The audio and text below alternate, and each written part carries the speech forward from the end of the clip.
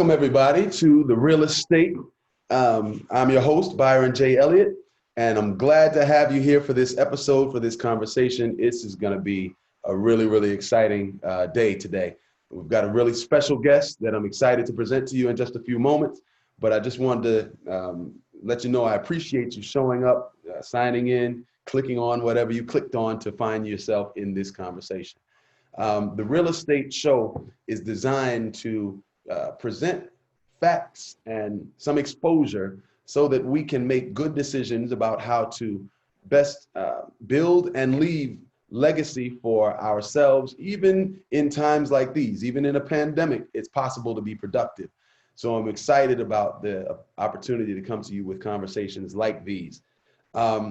Today's topic that we're going to kind of lean on today is the issue of affordable housing, and how, especially how the faith family, how those who are believers, those who know where we stand on those issues, how we can then have impact in our communities, in our context, especially around affordable housing. We may talk about a few other things, but I'm so excited about our guest today. It's an honor, it's a privilege, coming all the way from the Big Apple, Long Island, New York. He also happens to be the realist I ever met. He taught me how to think the way I think. He taught me how to move the way I move. He taught me how to stand the way I stand, and wouldn't be where I am today without today's guest. So all the way from Long Island, New York, he's a pastor, he's a bishop, he's an executive, he's an investor, he's a community activist, he's a civil rights leader. He's so many things to so many people. We're just going to let the interview itself introduce him to you. So, Real Estate family, I want y'all to make some noise for none other than my biological and spiritual dad, Bishop Phillip Elliott, but we also know him as Dr. Phil. So y'all make some noise for him. Hey, there it is. There it is. There it is. Pop, it's good to have you here. Yeah. Hey, son, how are you? My firstborn. How proud I am of your bold steps you're taking in community and in the global setting of life. Thank you, man. They say the apple don't fall too far from the tree. And my response has always been, sometimes it don't fall off. Well, that's because of modeling and mentoring, which I see you doing with your own family now, and I'm proud of you, and with others in the community, young people and young entrepreneurs. And I'm proud of the work that you're doing, that I read about, I hear about, and that I'm able to observe. Thank you, Pop. That means a lot, man. That means a lot.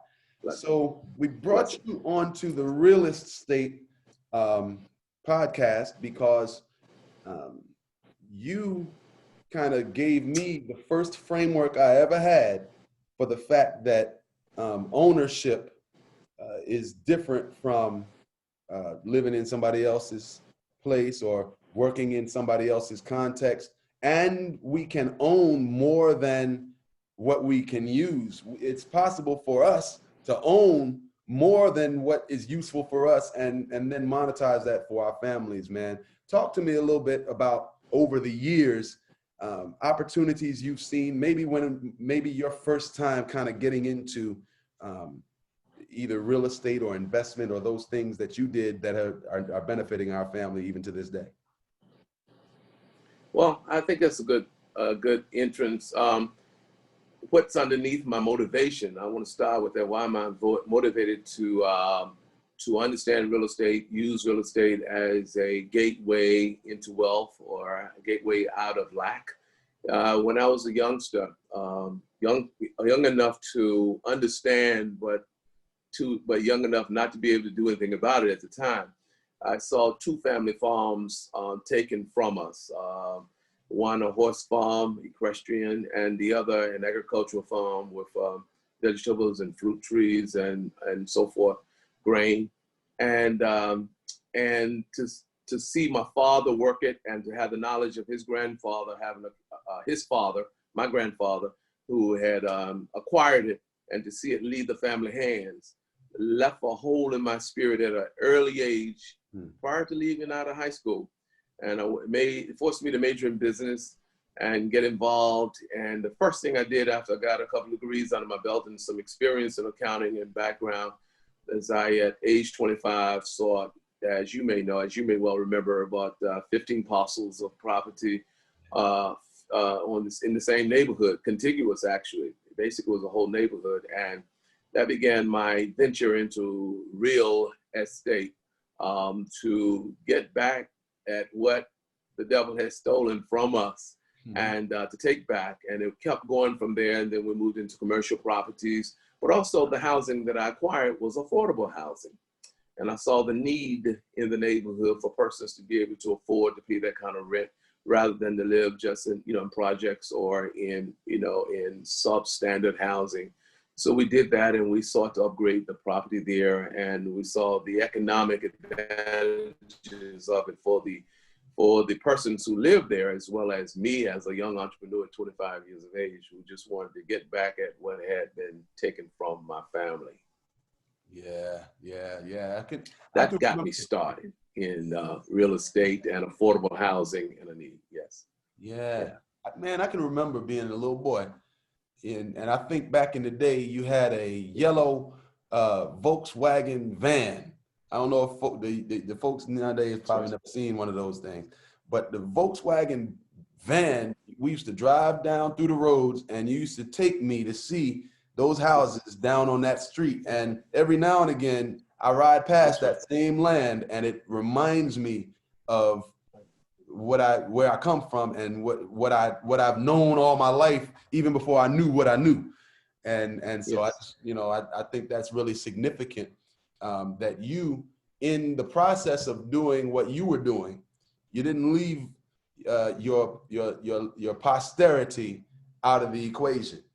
No, you guys were with me. It was a sense of pride, but it was also what had happened with me by rolling with my father and being with him. And as he worked the land, and as he made negotiations to sell the grain off of it, but also as he had to fight to keep others from trying to take it. Sometimes even family members will quarrel about it.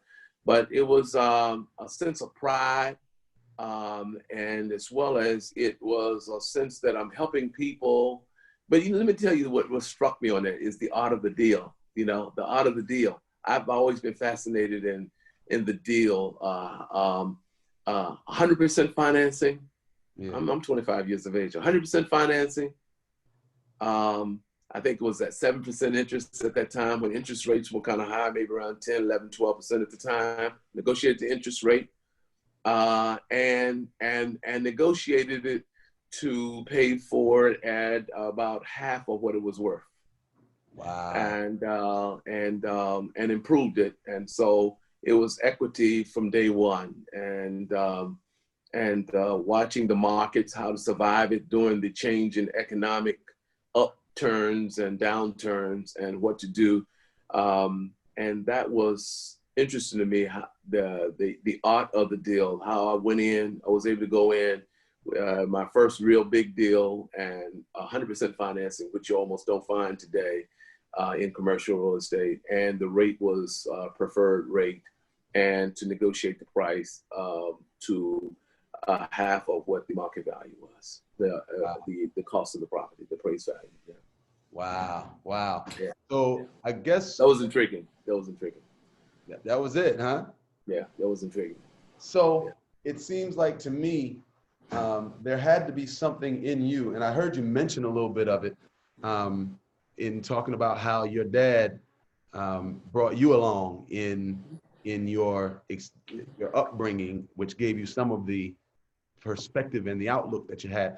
I guess my question at that point would be, it sounds like you're saying it's important for us to be able to identify opportunities as we go along, and then not only identify them, but then figuring out how to make it happen. Say a little bit about that. Yeah, I think it's important to pay attention. I was able to see that with 21 children in his family, my father had 21 brothers and sisters, same father, and same land, and how important the property or the land was to their well-being. Yeah. Not their job, not the job they had, but how land, if you had land, you could make the land work for you. First of all, you had your own home there. Then you had cattle there. Then you had vegetables and you farmed it. And you went to the market on Saturday and you sold. It always intrigued me how he would sell the grain and sell things and share it with neighbors. But to monetize the investment that the land created the opportunity for and with. And so for me, your future was not necessarily in, can I get a job? Is the job coming to an end? Because a lot of jobs, you don't earn your value, especially back in those days if you were a minority in particular. And I'm not, afraid to say that. But if you knew how to work the land, saw the value of the land, and it's appreciated. So I always was intrigued that you have with real estate. And so I became a realist as well as an idealist. And the idealist aspect of my mindset keeps me reaching for the ideal, even if it's not the present reality. So I'm a realist to know what's really happening, where I stand and where a community stand, but the idealistic aspects makes me reach beyond the present. So I'm a tamed idealist. I like that, man. That might work at some other time. You might hear that another time or another. I'm not going to say about it. Yeah. So being real enough to reach for the ideal, Yes. and understanding that reaching for the ideal without being on a foundation that is real is really wishful thinking. So being able to empower yourself to the realities around you, so that now you have a vantage point where you can reach beyond what was readily available. Yes, which in fact transforms my present reality. Wow. By having been grasped by ultimate reality, which is reality not yet realized. And so the ideal pulls me from the world as it is to the world as I imagine it to be. Wow. So here's a that's deep, Doc. So now here's a question slightly out of a different pocket, but I think it can help us to get where we're going. So with all of this real estate investment and all of the things that you've accomplished over the years, and there are so many, I didn't even try to do the resume on you because it kind of speaks for itself. And I'm sure some of it will just come out of the conversation. But have you ever been a licensed realtor? No. To answer your question succinctly, no. But I've always been an investor and an acquirer, in buying and selling and acquiring. So the license, I've always had strong relationships with licensed realtors and developers, and use that to my advantage, and see trending, see market trending, see where city plans, take a glimpse at city plans, see what the planners know that the community does not know.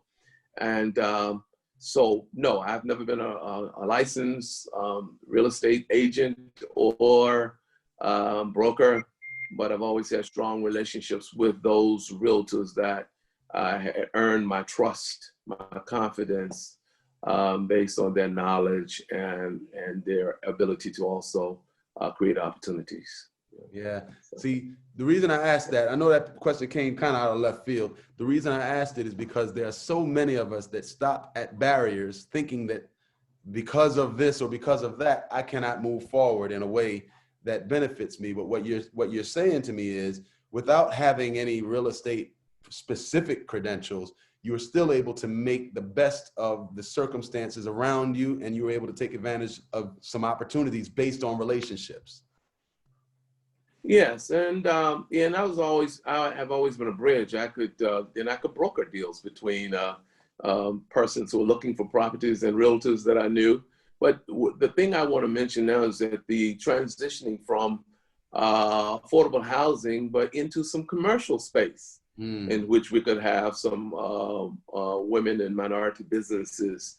And so, as you may remember, as a young man, when we went to 12th Street in our area, and we bought our first multi-story commercial building, and then we went from there and bought we bought a theater building and turned that into a cultural arts center called the Ellington. So, and after I'd gotten kind of steep into residential properties, I had this urge to get into the commercial side and to understand the commercial side of lending and rates and the differences in those values and valuations, and which led to looking at various corporate structures or business structures as corporations or LLCs or partnerships, as well as proprietorships. So to continue in that real estate market forced me to look at business models by which I could take advantage of tax advantages and further build upon what as opposed to being totally at risk in my personal assets and so forth based on my ventures. Right.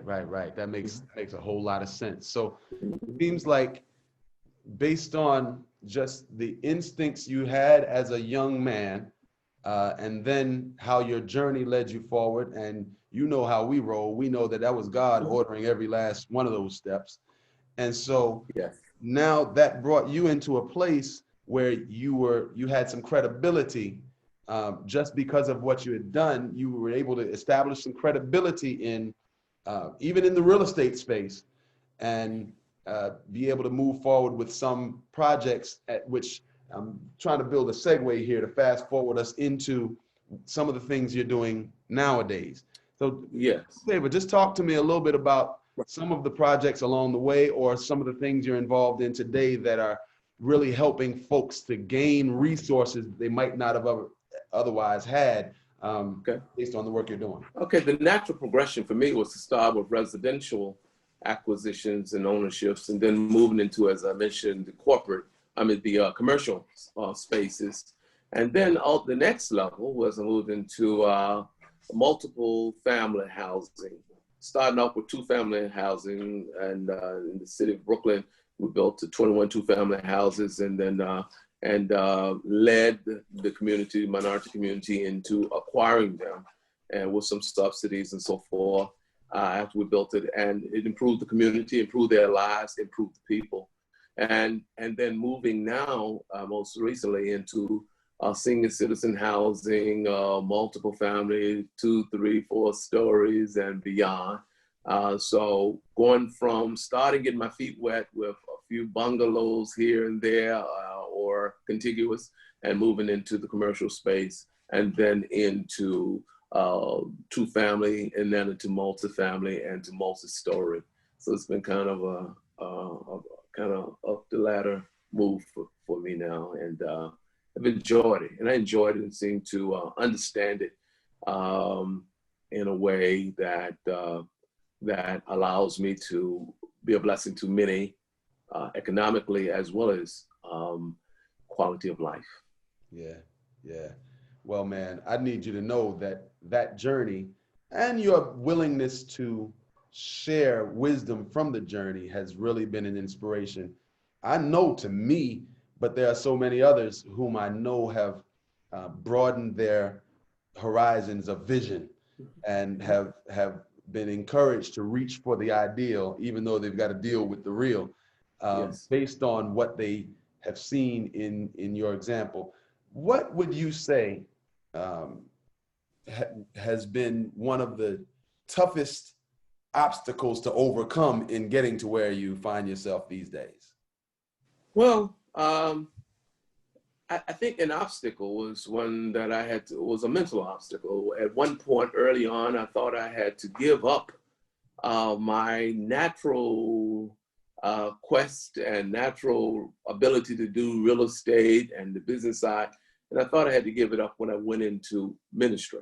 Right. Because I didn't understand that the two could, that faith can shake hands with finances. Oh, yeah. And when then that bell rang, my challenge was diminished. But those are challenges for me, thinking of what I have to do now if I'm going to move forward in ministry. How can I continue this venture, these ventures into real estate that requires a lot of attention, paying attention, and energy and time. And when I saw that the people that I was ministering to, one of their greatest needs were housing and upgrading their well-being, and their quality of life. And so I saw in the Bible this scripture that says, brethren, above all, I would that you prosper and be in health, even as your soul prospers. So I saw the relationship between faith and finances. And then I read in the book of Joshua, from a faith-based perspective, is that wherever you place the sole of your feet, Joshua, I will give you that land. Literally, wherever you place the sole of your feet, I will give you that land. I started placing my feet on property, walking around, and that's where the magical powers of imagination and vision are birthed and cultivated, and the powers of the universe are at your disposal to help you to achieve those kinds of dreams when those images are in your mind through vision. And so when I learned that faith can and will shake hands with finances and how it can be a blessing to your family and to your future and to your finances and to all that you do, I saw the connection. It's not an either or, but there's a connection that God wants us to prosper. Yeah, Doc. You're talking my talk now. But Pastor Byron, if I might, in the interest of time, tell you what happened. So it didn't stay with me and my family. Then I had an urge, I believe it was driven by the Holy Other, God, to want to see the community experience what I had and my family were experiencing. So I came up with a model that I used in certain seminars when I was called upon to lecture. And you may have heard it, but let me just share it. It's going the community education. Now I got to create forums to educate community, whether it's 5 in the group or 20 or 60 in the group.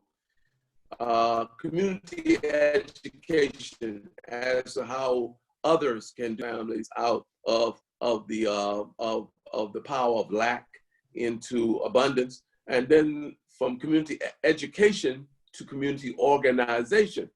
Sometimes we have to get the community, because listen, some of these things you're doing, you got to get approvals, you got to get a zoning approvals, you got to get planning approvals, and at that point you need the community who see that you're trying to uplift them to help come out and impress upon these persons sitting on these boards and councils and building departments to understand that the community is behind this. And now you got community support. So you're bringing them along with community education, community organization, and then there's a community action.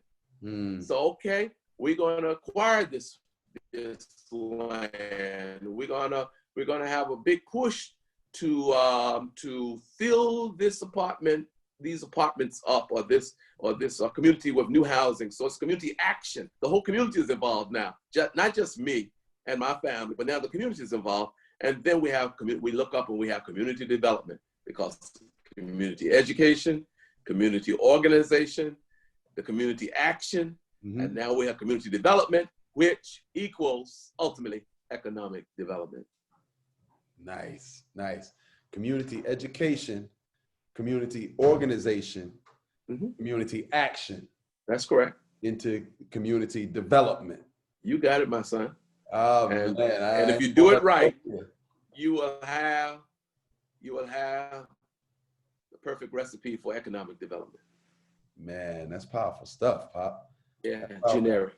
That's powerful stuff. I mean, full disclosure, it's because of some of these principles that you've taught over the years, you've modeled over the years, that now, you know, we find ourselves out here with Water Walkers LLC, Yeah. and we're trying to have the same kind of impact in the community where we came from, you know, in order to be able to kind of direct the future for ourselves rather than just receiving or accepting what someone's trying to foist upon us. I love what you said there, modeling. Ironically, as you said that, I looked at my little notepad and I was looking at the word model. And that's what you're becoming now. You have become a model of that which had been modeled to you. And, you know, there's a term that we don't use that often. It's called colonization or colonizing. In other words, how replicable is the model? Yes, how replicable is the paradigm or the model that can assure you economic development going through the phases of community education, organization, action, development, and economic development. So, so not only do we come up with a model, you first have to become a model. A model. And that's what I see happening in your life and with your family, and bringing your daughters and your wife along with you, who are members, as I understand, of your organization called Water Walkers LLC. They're integral parts. Am I right about that? Exactly. They're all in. That's wonderful. That's wonderful. When it's intragenerational, you know, when two generations can shake hands in a business model for development of family and wealth, but also development of community. I think that's admirable. Yeah. And a worthwhile goal.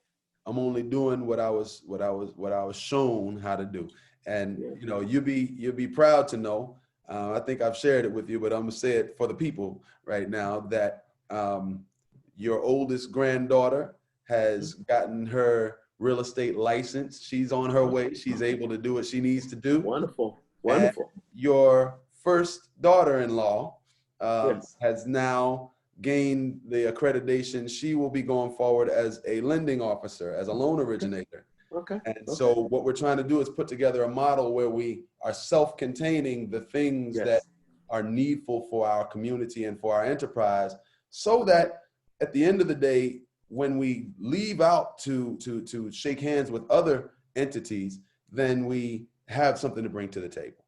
So have a lot to bring to the table. A team coming to the table, a model. Yes, and I think it's wonderful. Elliott and Elliott and Elliott and Elliott. Yeah. I love it.